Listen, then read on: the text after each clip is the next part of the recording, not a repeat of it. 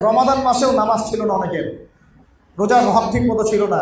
রমাদান মাসে কোরআন আগলায় ধরতে পারলো না, কোরআন তেলাওয়াতটুকু শিখতে পারলো না, রমাজানে কোরআনের খেদমত করতে পারলো না, রমাজানেও যাকাত দেয় নাই, রমাজানেও সুদ খেয়েছে নাউজুবিল্লাহ, রমাজানেও ঘুষ নিয়েছে। কত কত মানুষ ঘুষ নিয়েছে রমাজানে, রমাজানে কত জেনা করা হয়েছে নাউজুবিল্লাহ, রমাজানে কত মানুষ মাপে কম দিয়েছে, রমাজানে আমরা কত প্রতারণা করলাম আল্লাহর সাথে।